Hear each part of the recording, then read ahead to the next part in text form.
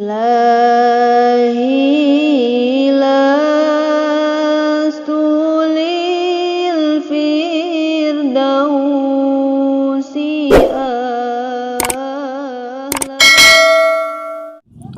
Assalamualaikum warahmatullahi wabarakatuh. Apa kabarnya sahabatku dimanapun Anda berada? Hari ini saya ada di Pelabuhan Peri Tanjung Pinang ya, sambil menunggu Peri mau berangkat ke Batam sekitar 5:30. Barusan ngisi acara di Tanjung Pinang. Saya ingin menjawab pertanyaan yang pertama. Pak, apakah benar ada orang tuh yang jauh jodoh? Karena katanya ada beberapa saudara saya, Pak, setiap nak nikah tak jadi, setiap nak nikah tak jadi, setiap nak nikah jadi. Apa benar dia jauh jodohnya, Pak? Saya ingin menjawab pertanyaan ini begini ya. Allah menciptakan kita ini berpasang-pasangan. Artinya Allah tidak pernah mendesain hambanya itu tidak memiliki jodoh. Artinya dia berjodoh. Walaupun katanya jodoh itu Allah yang menentukan. Bukan berarti orang yang tidak ada jodoh kemudian Allah pula yang dipersalahkan. Betul, Allah yang punya takdir. Tapi tidak semua orang yang menurut kita tidak ditakdirkan berjodoh itu Allah pula yang dijadikan kambing hitam. Jadi ketika ada orang misalnya susah untuk menemukan jodoh, ya kita lihat dulu siapa yang salah. Ya, apakah kita kadang-kadang yang tak betul? Contoh, Allah melalui Rasulnya telah mengingatkan bahwa pilihlah olehmu wanita, artinya calon istri, tapi ini juga berlaku kepada calon suami ya, karena kecantikan, karena keturunan, karena kekayaan. Pilihlah olehmu yang karena agama, artinya 4 ya, kecantikan, kekayaan, keturunan, agama. Maka pilihlah yang karena agama. Nah, secara umum kita bukan mencari yang karena agama. Kalau misalnya laki-laki, kadang yang pilihan utama cantik dulu, kaya atau tidak, dia orang tuanya keturunan ningrat, pejabat atau bukan. Nah, ketika misalnya semua SOP itu standar operasional prosedur yang dipandu oleh Allah. Apa panduan Allah untuk kita untuk menentukan jodoh? Satu, ya, tentu kriteria tadi, pilihlah yang karena agama, bukan selain karena agama. Yang kedua, kita bertaaruf, ya. Yang ketiga, orang tua, kalau anak kita yang perempuan, orang tualah yang paling ikhtiar menentukan jodohnya. Kalau pihak perempuan, kalau pihak laki-laki, kita yang harus lebih menyeleksi, kita yang harus lebih agresif. Misalnya, pilihan kita sudah benar karena agama. Kita tidak pilih-pilih, bukan karena kekayaan, bukan karena keturunan, bukan karena kecantikan, kita murni karena agama, akhlak, kepribadian, satu akidah. Ta'aruf sudah, perkenalan sudah, jadi orang baik-baik, tak ada masalah, perilaku kita baik. Tidak berjodoh juga. Nah, kalimatnya bukan tidak berjodoh, mungkin belum berjodoh. Oleh karena itu kita jangan pernah putus asa dan tidak boleh mengatakan tidak ada jodoh. Kan Allah ini kadang-kadang berikan jodoh kepada kita ini, mungkin ada yang 17 tahun, mungkin ada yang 23 tahun, mungkin ada yang 30 tahun, mungkin ada yang 40 tahun. Ya, kita kadang-kadang kan gara-gara gagal di usia 17 tahun, gagal di usia 20 tahun, gagal di usia 25 tahun, gagal di usia 28 tahun, kemudian kita putus asa. Berarti saya jauh jodoh. Kemudian patah hati, tidak mau menikah sama sekali. Itu juga keliru juga. Kenapa? Wallahu a'lamu ma la ta'lamun. Allah itu lebih tahu daripada yang tidak kamu ketahui. Terlalu banyak orang yang menikah di usia 17 tahun, ya, kemudian di usia 23 tahun, kemudian hidupnya berantakan. Akhirnya kalau wanita itu menjadi janda, ya maaf, karena ditinggalkan suami, lebih menghidupi anak, maaf, kemudian menjadi PSK atau apapun namanya. Begitu juga yang nikah laki-laki usia 17 tahun menikah, ternyata hidupnya berantakan juga kan.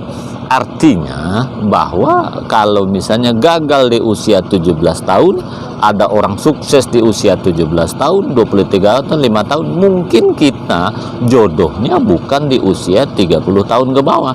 Mungkin jodoh kita di usia 35 tahun ke atas, karena hanya Allah lah yang tahu.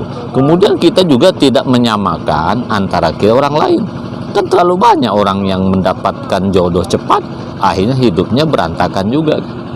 Ada juga yang orang usianya lebih lanjut menikah, katakanlah di usia 35 tahun, sudah mapan, bisa menyekolahkan adik, membantu orang tua, menemukan jodoh yang terbaik, yang sayang kita, sayang orang tua, maklumlah dia usianya agak dewasa.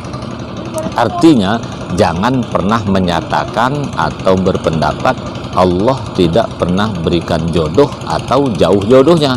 Jangan menyalahkan Allah, kecuali itu kesalahan kita. Lebih-lebih lagi kita jangan menyalahkan Allah. Contoh, kita terlalu banyak pilih-pilih. Kan ada istilah orang pilih-pilih tebu.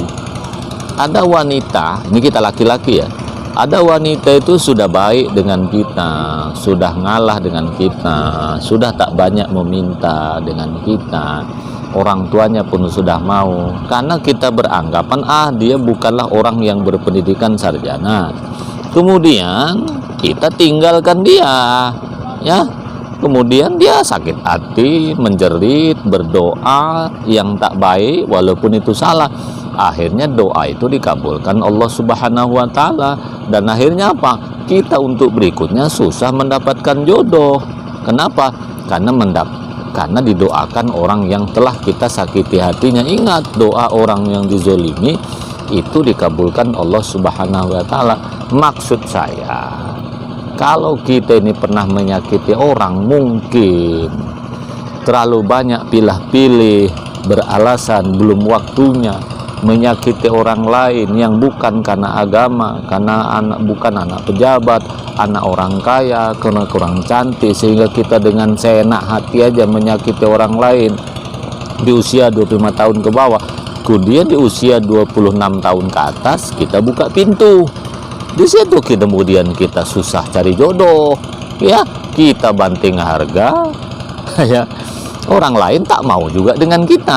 Mungkin kita punya dosa-dosa masa lalu yang terlalu banyak menyakiti orang lain, yang telah banyak tidak bersyukur. Kemudian Allah balas perbuatan kita yang setimpal sebagaimana orang lain menyakiti kita. Yang ini pun kita harus bertobat. Maka dua saja jawaban saya kepada yang bertanya, betulkah Pak Mariono ada orang tuh jauh jodoh? Jawaban saya, tidak ada orang yang jauh jodohnya.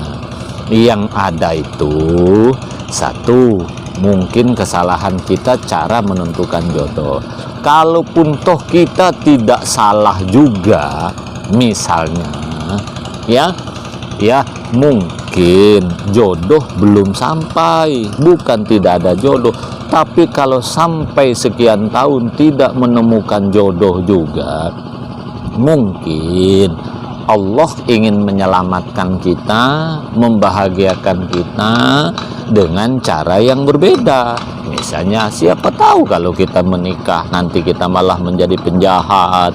Kita ditakdirkan Allah bujang seumur hidup, dengan harapan dekat kita dengan Allah Subhanahu wa Ta'ala, menjadi gadis, ya, sehingga dengan jadi bujang tua, jadi gadis tua, kita bisa lebih fokus ngurus ibu kita, bisa lebih fokus ngurus saudara kita. Kan terlalu banyak di antara kita nih yang tidak menikah, tapi ya Allah, baiknya dengan ayah kita, baiknya dengan ibu kita, baiknya dengan saudara kita, itu keponakan-keponakan disekolahkan, keluarga yang miskin dibantu, Coba kalau dia menikah, mungkin lebih sibuk ngurus suami, ngurus anak, dan segala macam. Oleh karena itu, berbuat baik saja kita kepada Allah, berprasangka baik saja kita kepada Allah. Andaikan kita sampai akhir hayat, ya, tidak mendapatkan jodoh, tidak usah terlalu khawatir. Kita tidak ada yang mendoakan.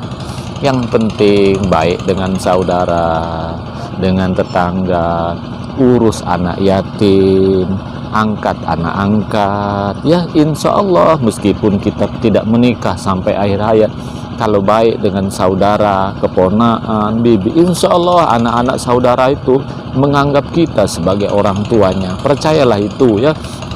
Apalagi kita memelihara anak yatim, kalau kita tidak punya panti asuhan, setiap bulan kita datang rezeki kita berikan kepada panti asuhan, ya. Insya Allah kita pun akan juga sama dengan memiliki anak. Karena pada akhirnya, ya, orang yang punya anak pun belum tentu juga anak itu mendoakan orang tuanya, kan. Kita yang punya istri pun belum tentu juga kita bahagia, bukan? Kita yang punya suami pun belum tentu suami itu dapat melindungi kita, kan. Kadang-kadang anak kita, istri kita, suami kita justru yang menyiksa kita. Intinya kita berprasangka baik saja kepada Allah. Wallahu a'lam bima ta'lamun. Allah lebih tahu daripada yang tidak kita ketahui. Saya kira itu sahabatku, teman-temanku, mudah-mudahan manfaatnya. Cukup sekian. Assalamualaikum warahmatullahi wabarakatuh.